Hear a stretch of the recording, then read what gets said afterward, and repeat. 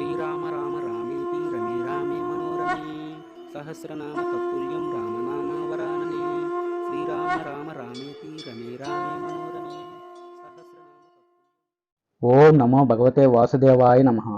ఉపనిషద్ దర్శనం వచన పఠనం. కృష్ణ యజుర్వేద అంతర్గత ఉపనిషత్తులలో 27వది యోగ కుండల్యోపనిషత్.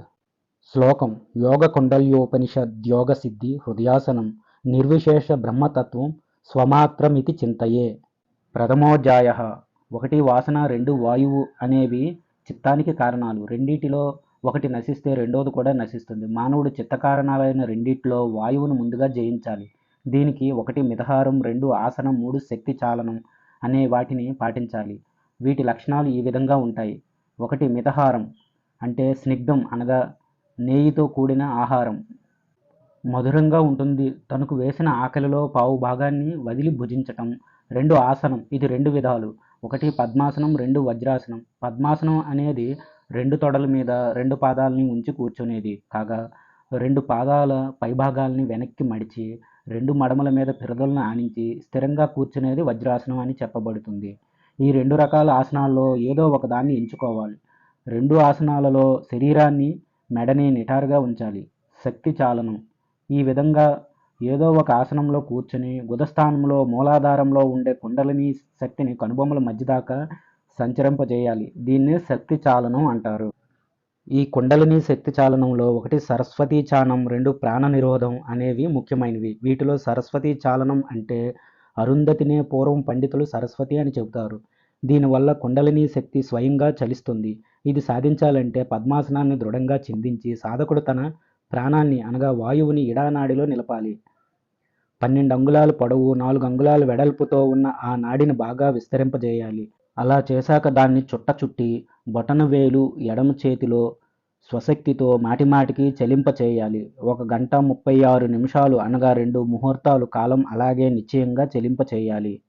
ఆ విధంగా సుషుమ్నా నాడిని పొందిన కుండలిని శక్తిని పైకి ఆకర్షించాలి. అలా చేయటం వల్ల కుండలిని సుషుమ్నా ముఖాన్ని పొందుతుంది. తద్వారా ప్రాణాన్ని వదిలి స్వయంగా అది సుషుమ్నని చేరుతుంది. ఉదరాన్ని బాగా తాణం చేయాలి. కంఠాన్ని సంకోచింప చేయాలి. ఇలా చేయటం వల్ల సరస్వతీ చాలనం జరిగి లోపలున్న వాయువు పక్షం పైభాగానికి చేరుతుంది. ఈ సరస్వతీ చాలనాన్ని సూర్యనాడితో వాయురేచనం ద్వారా చేయాలి. కంఠాన్ని సంకోచం చేసినప్పుడు లోపలున్న వాయువు పక్షం పైభాగానికి చేరుతుంది. కనుక సాధకుడు శబ్దగర్భమైన సరస్వతిని నిత్యం చెలింపచేయాలి. అలా సంచాలనం చేయటం వల్ల యోగి రోగాల నుంచి విముక్తి పొందుతాడు.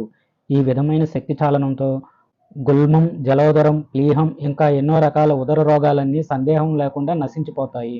ఇప్పుడు ప్రాణ నిరోధం గురించి సంగ్రహంగా చెప్పబడుతోంది. మానవుడి శరీరంలో ఉన్న వాయువునే ప్రాణం అంటారు. అది 2 విధాలుగా: 1 ఆయామం, 2 కుంభకం అని. ఈ కుంభకం తిరిగి 2 సహితం, 2 కేవలం అని 2 విధాలుగా ఉంటుంది. కేవలం కుంభకం సిద్ధించేంత వరకు సాధకుడు సహిత కుంభకాన్ని అభ్యసించాలి.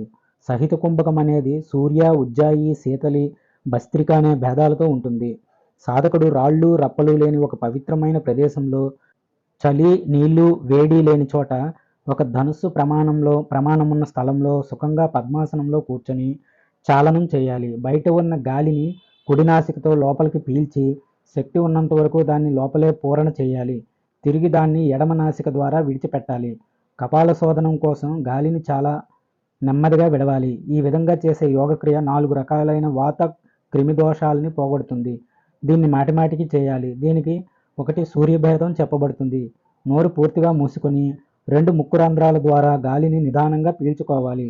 అలా పీల్చిన గాలిని కంఠం ద్వారా హృదయం దాకా చేర్చి శక్తి ఉన్నంత వరకు కుంభకం చేయాలి. తిరిగి లోపలున్న గాలి ఇడానాడి ద్వారా ఎడమ ముక్కు రంధ్రం రేచనం అనగా విడిచి చేయాలి. ఈ విధంగా చేసే ప్రాణాయామం తలలో ఉండే వాతరోగాన్ని పోగొడుతుంది. శరీరంలో ఆకలిని పెంపొందిస్తుంది. నాడి, జలోదరం, ధాతుగత దోషాల్ని నాశనం చేస్తుంది. ఇక ఉజ్జాయి కుంభకం, దీన్ని నడుస్తూ నిలబడి కూడా చేయవచ్చు. 3 శీతలి, సాధకుడు తన నాలుకని మడిచి దాని ద్వారా గాలిని లోపలికి పీల్చుకొని పూర్వంలాగానే గాలిని కుంభించి తిరిగి దాన్ని 2 ముక్కు రంధ్రాల ద్వారా విడిచిపెట్టాలి. ఇది గుల్మం, ప్లీహం, క్షయ, పిత్తం, జవరం, అతిదాహం అనే రోగాల్ని హరిస్తుంది. దీనినే శీతహర కుంభకం అని కూడా అంటారు. 4 భస్త్రిక, సాధకుడు పద్మాసనంలో కూర్చుని కంఠాన్ని ఉదరాన్ని సమానంగా ఉంచుకుని నోరు పూర్తిగా మూసి లోపలున్న గాలిని ప్రయత్నపూర్వకంగా ముక్కు ద్వారా బయటికి వదలాలి. తన కంఠం నుంచి కపాలం వరకు సస్వనంగా తగిలేట్టు హృదయ పద్మంలో ఉన్న గాలిని వేగంగా పూరించాలి. తిరిగి అదే వేగంతో విడిచిపెట్టాలి. తిరిగి పూరిస్తూ విడుస్తూ కొలిమిలో తిత్తు కదిలే విధంగా తన శరీరంలో ఉన్న గాలిని మెల్లగా చలింపచేయాలి. తరువాత శరీరం శ్రమపడే విధంగా సూర్యనాడితో గాలిని లోపలికి పూరించాలి. ఆ గాలిని ఉదరం తేలికయ్యేలా లోపలే నిలిపి నాసికా మధ్యంలో చూపుడు వేలితో గట్టిగా పట్టి పూర్వంలానే కుంభకం చేసి ఇడాతో గాలిని వదిలిపెట్టాలి. ఈ భస్త్రికా కుంభకం వల్ల కంఠగత రోగాలు పోతాయి. శరీరంలో జఠరాగ్ని వృద్ధి చెందుతుంది. కుండలిని జాగృతమవుతుంది. పాపక్షయం అవుతుంది. లోపలున్న దోషాలన్నీ నశిస్తాయి. 3 రకాల గ్రంథుల్ని భేదిస్తుంది.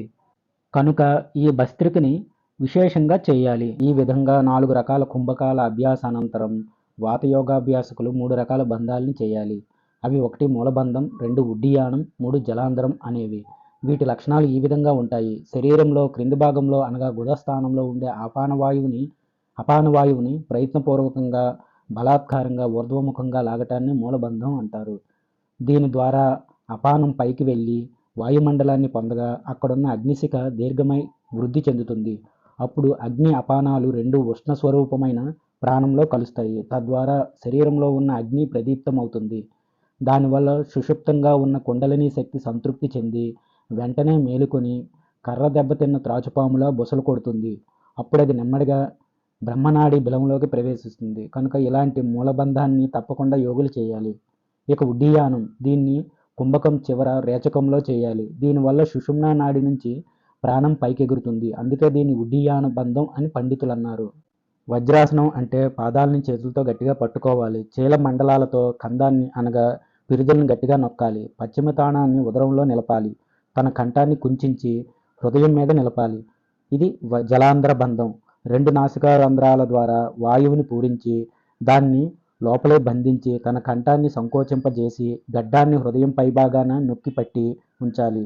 ఈ విధంగా కంఠాన్ని సంకోచించినప్పుడు లోపలున్న వాయువు పశ్చిమ త్రాణం ద్వారా బ్రహ్మనాడిని చేరుకుంటుంది. ఇంతకు ముందు చెప్పినట్టుగానే సాధకుడు ఆసనంలో కూర్చుని సరస్వతీ చాలనం చేసి ప్రాణాన్ని నిరోధించాలి. మొదటి 4 రోజులు కుంభకాన్ని అభ్యసించాలి. రెండో రోజు 5 కుంభకాలు, మూడో రోజు 20 కుంభకాలు, ఇలా రోజురోజుకి కుంభకాలను పెంచుకుంటూ పోవాలి. కుంభకాలతో పాటు 3 బంధాలని వేయాలి. ఈ విధంగా యోగాభ్యాసం చేసేవాడు పగటి నిద్ర, రాత్రి జాగరణ, అతిమైథునం, మలమూత్రాలని నిరోధించడం, సక్రమంగా భోజనం చేయకపోవటం, ప్రయాసపడటం లాంటివి చేయకూడదు.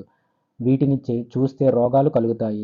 యోగానికి 10 విఘ్నాలు ఉంటాయి. నిత్యం యోగాభ్యాసం చేయటం వల్ల నాకు రోగాలు కలిగాయి అని భావించిన సాధకుడు అప్పటి నుంచి యోగాన్ని చేయటం మానేస్తాడు. ఇది మొదటి విఘ్నం. ఇక యోగ సాధకుడికి కలిగే రెండో విఘ్నం సందేహం. 3 ప్రమత్తంగా ఉండటం, 4 అలసత్వం, 5 నిద్ర, 6 చేసే అభ్యాసాన్ని మానివేయటం, 7 భ్రాంతి, 8 విషమం, 9 పేరు లేనిది, 10 యోగతత్వం లభించకపోవటం అనేవి. ఈ 10 రకాల యోగ విఘ్నాల్ని దాటుకుని సాధకుడు ముందుకెళ్ళాలి. నిత్యం ప్రాణాయామాన్ని స్థిరమైన బుద్ధితో చేయాలి. అలా చేస్తే చిత్తం సుషుమ్నాలో లీనమవుతుంది. వాయువు చెలించదు. అధోగతిలో ఉన్న ఆపాన వాయువుని మూలబంధం అంటారు. అపానం ఊర్ధ్వముఖంగా వచ్చి అక్కడున్న అగ్నిలో కలుస్తుంది. ఆ అగ్ని ప్రాణస్థానాన్ని చేరుతుంది. అలా కలిసిన ప్రాణాపానాలు 2 కుండలినిలో కలిసిపోతాయి. ఈ కుండలి అనేది కుండలాకారంలో ప్రసుప్తంగా ఉంటుంది. అది అగ్నితో తప్పించబడి వాయువుతో చెలించబడటం వల్ల శరీరంలో ప్రసరించి సుషుమ్నా ముఖం ద్వారా రజోగుణంతో కూడిన బ్రహ్మగ్రంథిని ఛేదిస్తుంది. అలా ఛేదించిన కుండలి సుషుమ్నా వదనంలో ఒక మెరుపు తీగలాగా ప్రకాశిస్తుంది. తరువాత అది హృదయ స్థానంలో ఉండే విష్ణుగ్రంథిని ఛేదించి త్వరగా పైకెళ్ళిపోతుంది. విష్ణుగ్రంథిని దాటిన కుండలిని శక్తి అక్కడి నుంచి పైనున్న రుద్రగ్రంథిని చేరుకుంటుంది. భూమధ్యంలో ఉన్నదాన్ని కూడా ఛేదించుకుని చంద్రమండలాన్ని చేరుతుంది. 16 రేకులతో ఉన్న అనాహత చక్రం ఉన్న ప్రదేశంలో చంద్రుడి నుంచి వచ్చిన ద్రవాన్ని స్వయంగా శోషింపజేస్తుంది. ప్రాణవేగంతో చెలించగా రవి గ్రహించటం వల్ల రక్తం పిత్తంగా మారుతుంది. శుద్ధ శ్లేష్మస్రావం కలిగిన ఇందు అనగా చంద్రచక్రం ఎక్కడుందో అక్కడ సిక్తమై ఉన్నదాన్ని ఉష్ణమై గ్రహిస్తుంది. అప్పుడు చంద్రరూపమైన శుక్లవర్ణం అవుతుంది. అక్కడ క్షోభకు గురై పైకి ప్రవహిస్తూ తిరుగుతుంది. విషయాలలో బహిష్టమైన చిత్తం దానికి వశం కాకుండా ఉంటుంది. దానినే ముఖ్యంగా అనుభవించి ఆత్మరతుడైన సాధకుడు స్వస్థత పొందుతాడు. ఈ విధంగా కుండలిని శక్తి ప్రత్యష్టక స్థానాన్ని పొందుతుంది. వాటిని క్రోడీకరించి అది శివస్థానాన్ని చేరుకుంటుంది. అక్కడది లీనమైపోతుంది. ఇలా క్రిందికి పైకి రజస్సుతో శుక్లమైన శివస్థానంలోకి గాలి వచ్చి చేరుతుంది. అప్పుడు ప్రాణాపానాలు రెండు సమానంగా వెళతాయి. అక్కడ వాచకం అనేది అల్పమైన అనల్పమైన బాగా వృద్ధి చెందుతుంది. అగ్ని మూసలో ఉన్న బంగారంలాగా శరీరంలో ఉన్న సమస్త వాయువు పరుగు తీస్తుంది. అలా అది చివరికి భౌతిక శరీరం అధిదైవిక విగ్రహంలో కలుస్తుంది. అప్పుడు సాధకుడు శరీరం అతి పవిత్రంగా అతి వాహికత్వంగా ఉంటుంది. జాడ్యభావం లేనిది, పవిత్రమైనది, చిన్మయాత్మకమైనది అయిన దాని అనగా కుండలిని అతిదాహకం మదాత్మకమైనది. భార్య సంసార విముక్తి, కాలరూపాల భ్రాంతి అనేవి దాని స్వస్వరూపం. రజ్జు సర్పం లాంటిది. ఈ సర్వం అసత్యంగానే పుడుతోంది, అసత్యంగానే లీనమవుతుంది. సుక్తిరజిత అనగా ముత్యం వెండి భ్రాంతి లోకంలో స్త్రీ పురుషులకి ఎలా కలుగుతుందో, పిండాండ బ్రహ్మాండాల ఐక్యం, తింగ సూత్రాత్మలకి ఐక్యం, స్వభావ వ్యాకృతులకి ఐక్యం, అలాగే స్వప్రకాశ చిదాత్మలకి ఐక్యం కూడా అలాగే కలుగుతుంది. కుండలిని శక్తి అనేది తామరతూడులో ఉండే సన్నని దారం లాంటిది. అది ఎంతో శుభప్రదమైనది. మూలకందాన్ని కమలకందంలాగా తన పడగలతో కరిచి తన ముఖంతో తోకని సంగ్రహించి బ్రహ్మరంధ్రంతో కూడుకుని ఉంటుంది. సాధకుడు పద్మాసనంలో కూర్చొని తన గుదాన్ని బాగా కుంచించి వాయువుని ఊర్ధ్వగతం చేస్తూ కుంభకంలో ప్రవేశించాలి. వాయువు ఆఘాతం వల్ల అగ్ని స్వాదిష్టాన చక్రాన్ని చేరి అక్కడ ప్రకాశిస్తుంది. ఆ విధంగా అగ్ని వాయు అఘాతాల అనగా కొట్టడం వల్ల సుషుప్తిలో ఉన్న కుండలిని అనగా సర్పం నిద్రలేచి ముందుగా బ్రహ్మగ్రంథిని భేదించి క్రమంగా పైకి వెళ్తూ దారిలో ఉన్న విష్ణు రుద్రగ్రంథులను కూడా భేదించి ఆ పైన 6 దళాల కమలాన్ని కూడా భేదిస్తుంది. చివరికి అది అన్నిటికన్నా పైనున్న సహస్ర కమలాన్ని చేరి అక్కడున్న శక్తి శివులతో కలిసి ఆనందిస్తుంది. సాధకుడికి ఈ అవస్థే ఎంతో గొప్పది. ఇదే అతడికి గొప్ప సుఖాన్ని, ఆనందాన్ని, మోక్షాన్ని ఇస్తుంది. ద్వితీయోధ్యాయ. ఇప్పుడు కేచరీ విద్య గురించి చెప్పబడుతుంది. ఈ దివ్య యోగ విద్యను తెలుసుకున్నవాడు అజరామరుడవుతాడు. ఎంతో గొప్పదైన ఈ కేచరీ విద్యని సాధకుడు స్థిరమైన బుద్ధితో అభ్యసించాలి. ఇది మానవుడి వార్ధక్యాన్ని, అకాల మృత్యువుని, రోగాల్ని పోగొడుతుంది. ఈ విద్యను సంపూర్ణంగా గ్రంథం సహాయంతో అర్థం చేసుకుని కానీ గురువుపదేశం ద్వారా కానీ అభ్యాసం చేస్తేనే తగిన ప్రయోజనం ఉంటుంది. ఈ విద్య నేర్చుకోవాలనుకునేవాడు గురువుని సర్వస్వంగా భావించి ఆశ్రయించాలి. ఎందుకంటే ఈ కేచరి విద్య చాలా దుర్లభమైనది. దీన్ని అభ్యసించటం కూడా చాలా కష్టం. ఈ విద్యను అభ్యసించటం, దాని మేళనం అనగా కలయిక అనేవి ఒకేసారి సిద్ధించవు. కేవలం అభ్యాసం చేసేవారు మేళనం గురించి తెలుసుకోలేరు. జన్మ జన్మాంతరాల్లో ఎంతో పుణ్యం చేసుకున్న వారికి మాత్రమే ఈ అభ్యాసమైనా లభిస్తుంది. ఇక 100 జన్మలెత్తిన కేచరీ మేళనం అనేది లభించదు. ఇలా ఎన్నో జన్మల అభ్యాసం చేయగా ఏదో ఒక జన్మలో ఆ యోగి కేచరీ మేళాన్ని పొందుతాడు. ఎప్పుడైతే యోగ సాధకుడు గురుముఖతః మేళాన్ని పొందుతాడో అప్పుడే అతడికి శాస్త్రంలో చెప్పిన సిద్ధి కలుగుతుంది. గ్రంథం వల్ల కానీ అర్థం వల్ల కానీ మేళనాన్ని సాధకుడు ఎప్పుడు పొందుతాడో అప్పుడే అతడు సంసారం నుంచి విముక్తుడై శివత్వాన్ని పొందుతాడు. శాస్త్రం అనేది లేకపోతే గురువులు కూడా దాన్ని తెలుసుకోలేరు. కనుక ఈ యోగ శాస్త్రం అనేది దుర్లభమైంది. శాస్త్రజ్ఞానం లభించేంత వరకు యతి భూమి మీద పర్యటించాలి. శాస్త్రం అతడికి లభిస్తే సిద్ధి అరచేతిలో ఉన్నట్టే. ముల్లోకాలు తిరిగిన శాస్త్రం లేకుండా సిద్ధి అనేది ఎప్పటికీ లభించదు. కనుక యోగ సాధకుడు మేళనదాతని, శాస్త్రదాతని, అభ్యాసదాతని సాక్షాత్తు శివుడిగా భావించి ఆశ్రయించాలి. ఈ శాస్త్రాన్ని గురువు దగ్గర నుంచి పొందిన తరువాత దాన్ని ఇతరులకు చెప్పకూడదు. చాలా రహస్యంగా ఉంచాలి. అద్భుతమైన ఈ దివ్య యోగాన్ని ప్రబోధించగల గురువు ఎక్కడ ఉంటే సాధకుడు అక్కడికి వెళ్ళి ఆయన దగ్గర నుంచి కేచరీ విద్యని సంగ్రహించాలి. తరువాత తొందరపడకుండా గురువు చెప్పిన విధంగా దాన్ని అభ్యాసం చేయాలి. అలా చేస్తే సాధకుడు కేచరీ విద్యను సిద్ధింప చేసుకోగలడు. అతడు కేచరీతో కేచరిని కలిపి కేచరాధిపతిగా మారి ఎప్పుడూ కేచరులతోనే నివసిస్తాడు. ఇక్కడ సాధకుడు జలమండల భూషితమైన కేచరీ స్థానమైన అగ్నిని, కేచరీ బీజాన్ని తెలుసుకోవటం వల్ల అతడికి యోగం సిద్ధిస్తుంది. సోమాంస నవకంతో కూడుకున్న వర్ణాన్ని ప్రతిలోమంగా ఉద్ధరించాలి. దీని నుంచే త్రయంశకమైన అక్షరం ఏర్పడుతుంది. త్రయంశకం అనగా 30. దాన్నే చంద్రరూపకం అంటారు. దీనికి విలోమంగా చెప్పిన 8వ వర్ణం చాలా గొప్పది. దాన్ని పరమమైన దానిగా తెలుసుకోవాలి. అది మొదలుకొని 5వది కూడా అలాంటిదే. ఇవి చంద్రుడికి సంబంధించిన భిన్నమైన కూటంగా చెప్పబడింది. గురూపదేశం ద్వారా సర్వయోగ సిద్ధినిచ్చే ఈ విద్యను సాధకుడు నిత్యం 12 సార్లు జపిస్తే అతడికి ఆ విద్య కలలో కూడా లభించదు. 5,00,000 సార్లు జపించిన వాడికి మాత్రమే ఈ కేచరీ విద్య స్వయంగా లభిస్తుంది. ఇలా విద్యను సిద్ధింపజేసుకున్న వాడికి అన్ని రకాల విఘ్నాలు నశించిపోతాయి. అందరు దేవతలు ప్రసన్నులవుతారు. అతడికి శరీరం ముడతలు పడిపోవటం, జుట్టు తెల్లబడటం లాంటి వార్ధక్య లక్షణాలు ఏమాత్రం కలగవు. ఈ విధంగా మహావిద్య అయిన కేచరిని బాగా శ్రద్ధతో అభ్యాసం చేయాలి. ఇలా అభ్యాసం చేసినప్పటికీ కేచరీ విద్యను పొందలేనివాడు గురువు ద్వారా సమ్మేళనాదుల ద్వారా విద్యను పొంది నిరంతరం మంత్రాన్ని జపించాలి. సాధకుడు ముందుగా శాస్త్రాన్ని గురించి తెలుసుకున్న తరువాతే విద్యను ఆశ్రయించాలి. అప్పుడే అతడు సిద్ధిని పొందుతాడు. కేచరీ విద్యా సాధకుడు తన గురువు చెప్పిన విధంగా ఆయన పర్యవేక్షణలో తన తాళుమూలాన్ని పైకెత్తి 7 రోజుల పాటు సర్వమలాన్ని శోధించాలి. తరువాత బ్రహ్మచముడు ఆకులతో సమానమైన మంచి పదును కలిగిన కత్తిని తీసుకొని దాంతో నాలుక క్రిందున్న నరాన్ని తల వెంట్రుకంతా తెగగొట్టాలి. ఆ గాయం మీద సైంధవ లవణం లాంటివి కొంచెం అద్ది నాలికని బాగా లాగాలి. అలా 7 రోజుల పాటు నాలికని బాగా లాగి పిసకటం చేశాక తిరిగి 7వ రోజు మరొకసారి వెంట్రుక మందంతో అదే నరాన్ని కోయాలి. ఈ ప్రకారం నిత్యం అభ్యాసం చేస్తుండాలి. ఇలా చేస్తూ ఉంటే 6 నెలలు గడిచాక నాలుక మొదట్లో ఉన్న శిరాబంధం అనేది నశిస్తుంది. తరువాత వాగేశ్వరి స్థానమైన శిరస్సును వస్త్రంతో చుట్టాలి. కాలవేళ విధానాన్ని తెలుసుకున్న యోగి నెమ్మదిగా ఉత్కర్షని కొనసాగించాలి. ఈ విధంగా సాధకుడు క్రమంగా నాలుకని సాగదీయటం చేస్తూ ఉంటే మరో 6 నెలలకి అది బాగా సాగి కనుబొమ్మల మధ్యను తాకేంత పొడవుగా సాగుతుంది. అడ్డంగా అయితే చివరి రంధ్రాల దాకా వస్తుంది. క్రింది వైపుకు సాగదీస్తే గడ్డం మొదలు దాకా వెళుతుంది. ఇదే విధంగా సాధన చేస్తూ ఉంటే 3 సంవత్సరాలకి నాలుక బాగా సాగి అది పైన జుట్టు స్థానం వరకు చేరుకుంటుంది. అడ్డంగా అయితే భుజాల వరకు, క్రిందికైతే గొంతు దగ్గరికి సాగుతుంది. మరో 3 సంవత్సరాలకు తలపై మధ్యలో ఉండే బ్రహ్మరంధ్రం దాకా సాగుతుంది. ఈ విధంగా కేచరీ ముద్ర సిద్ధించాలంటే ముందుగా బీజాక్షరాలతో కూడుకున్న దాని మంత్రాన్ని షడాంగన్యాసం చేసి జపించాలి. అలా చేసిన వాడికి సర్వసిద్ధులు లభిస్తాయి. ఈ అభ్యాసాన్ని సాధకుడు చాలా నిదానంగా చేయాలి తప్ప తొందరపడకూడదు. అనగా ఈ విద్యకు సంబంధించిన మంత్రం అభ్యాసం గురుముఖత మాత్రమే తెలుసుకోవాలి. కేచరీ విద్యని ఆత్రంగా చేస్తే సాధకుడి శరీరం ఎన్నో బాధలకు గురవుతుంది. కనుక దీన్ని ఎంత నెమ్మదిగా అభ్యసిస్తే అంత మంచిది. సాధకుడి నాలుక బాహ్యంగా సాగి ఎప్పుడైతే అతడి తల మధ్యలో ఉన్న బ్రహ్మరంధ్రం దాకా చేరుకుంటుందో అప్పుడు అతడు దేవతలకు కూడా దుర్భేద్యుడవుతాడు.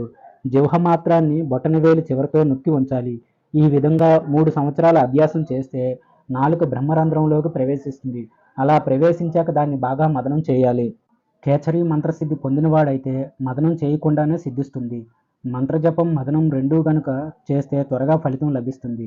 బంగారం, వెండి లేక ఇనుముతో చేసిన సలాకని కట్టి పాలతో తడిపిన దారాన్ని ముక్కు రంధ్రంలో ప్రవేశపెట్టి సాధకుడు ప్రాణాన్ని తన హృదయంలో నిరోధించాలి. తరువాత సుఖాసనంలో కూర్చుని తన దృష్టిని కనుబొమ్మల మధ్యలో ఉంచి నెమ్మదిగా మదనం చేయాలి.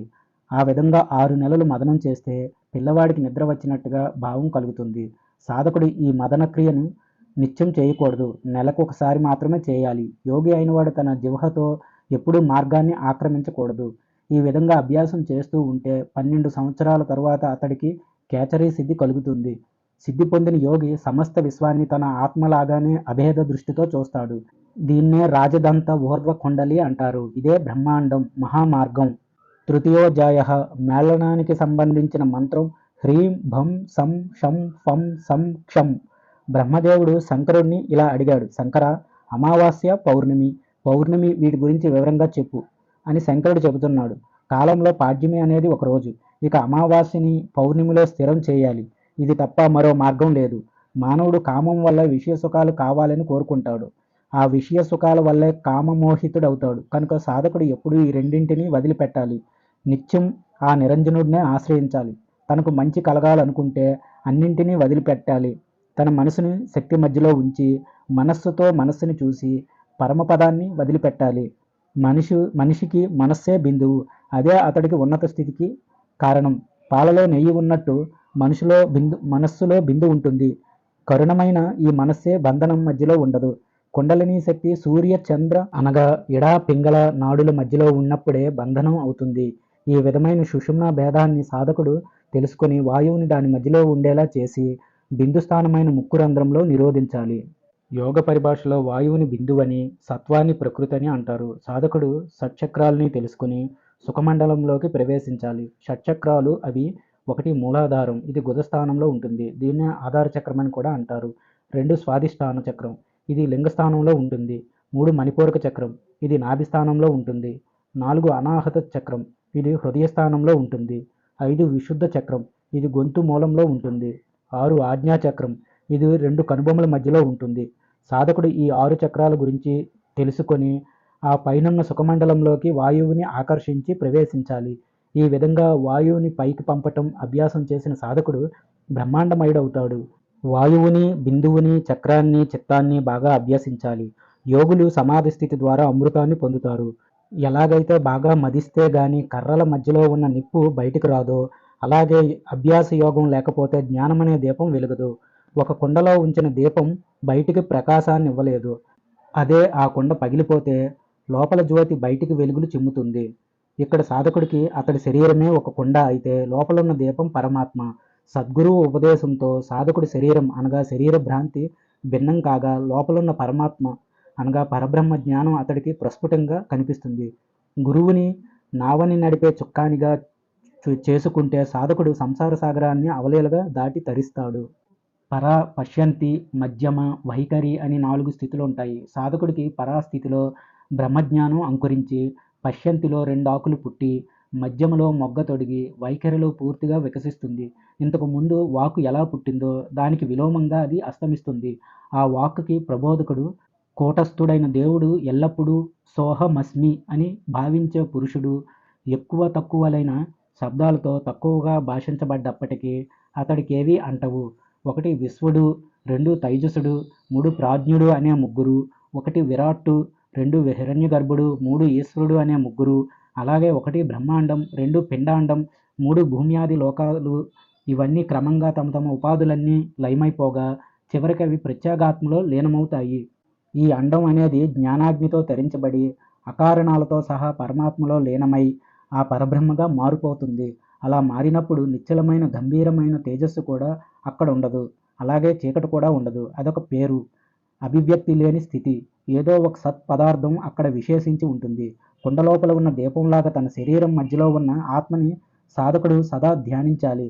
ఒక బొటన వ్రేలంత ప్రమాణంలో ఉన్నవాడు, పొగలేని జ్యోతి రూపంతో ప్రకాశించేవాడు, అవ్యయుడు, కూటస్థుడు అయిన ఆత్మని ధ్యానించాలి. శరీరంలో ఉండే విజ్ఞానాత్మ జాగృత్, స్వప్న, సుషుప్తులనే మాయలతో మోహించబడి ఎన్నో జన్మాంతరాలు గడిచాక తిరిగి సత్కర్మ పరిపాకం వల్ల తనను గురించి తాను ఇలా వివరించుకుంటాడు. అసలు నేనెవరిని? నేను చేసిన దోషం ఏమిటి? అసలు ఈ సంసారం అనేది ఎక్కడి నుంచి వచ్చింది? జాగృత్, స్వప్నావస్థల్లో వ్యవహరించిన నాకు సుషుప్తిలో ఈ గతి ఎలా కలిగింది అని ఆలోచనలో పడిపోతాడు. అప్పుడతడు స్వప్రకాశం వల్ల చిదాభాసుడై వాటి తాపంతో కూడా తరింపజేయబడి నిప్పుతో ధూళి కాలిపోయినట్టుగా దగ్ధమైపోతాడు. హృదయంలో ఉన్న ప్రత్యేగాత్మ అజ్ఞానం నశించిపోగా తరువాత విజ్ఞానం వ్యాపించి క్షణంలో మనోమయ, జ్ఞానమయ కోశాల్ని దహిస్తుంది. ఆ అగ్ని క్రమంగా కుండలో ఉన్న దీపంలాగా లోపలే ప్రకాశిస్తూ ఉంటుంది. ఏ యోగి అయితే ఈ విధంగా సుషుప్తి స్థితి వరకు, మరణం సంభవించేంత వరకు ధ్యానం చేస్తుంటాడో అతడే జీవన్ముక్తుడు, ధన్యుడు కూడా. అలాంటి వాడు అదేహముక్తిత్వాన్ని పొందుతాడు. శబ్దం కానిది, స్పర్శ లేనిది, రూపం లేనిది, అవ్యయమైనది, రసం లేనిది, నిత్యమైనది, అనాదిగా ఉన్నది, అనంతమైనది, మహత్తుకు పరమైనది, ధ్రువంగా ఉన్నది ఏదో అదే నిరామయ స్థితి. చివరికి ఆ స్థితే మిగులుతుంది. కృష్ణ యజుర్వేద అంతర్గత ఉపనిషత్తులలో 27వది అయిన యోగ కుండల్యోపనిషత్తు సమాప్తం. స్వస్తి. జయ.